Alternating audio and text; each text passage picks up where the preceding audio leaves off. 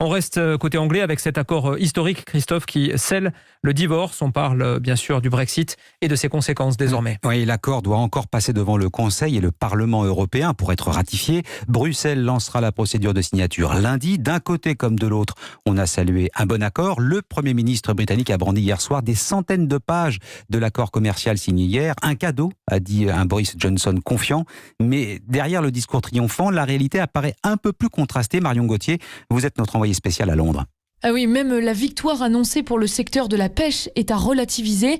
Certes, les Européens vont réduire de 25% leur capture de poissons dans les eaux britanniques, mais on est loin des 60% exigés par Londres. Une concession faite pour obtenir l'accès gratuit au marché unique européen. Boris Johnson s'est félicité d'avoir négocié zéro quota, zéro droit de douane, mais les douanes font malgré tout leur grand retour aux frontières. Il y aura plus de papiers à remplir, plus de temps d'attente à prévoir et donc des pertes financières. Bref, c'est la fin de la libre circulation et cela implique aussi l'arrivée des visas dans la vie des expatriés. Certains devront également obtenir des équivalences. Ce sera plus compliqué pour les médecins, les infirmières ou les ingénieurs britanniques qui veulent travailler en Europe. Leur diplôme ne sera plus automatiquement reconnu. Les étudiants britanniques, eux, ne bénéficieront plus du programme Erasmus et là les réactions sont unanimes. Tristesse et déception dans les universités.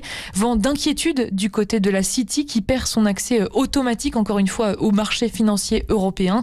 Alors l'Europe et le Royaume-Uni crient tous deux victoire, mais c'est encore bien flou, résumé ce matin une éditorialiste de la BBC. Les véritables conséquences du Brexit n'apparaîtront que progressivement à partir du 1er janvier 2021. Marion Gauthier, envoyée spéciale d'Europe 1 à Londres.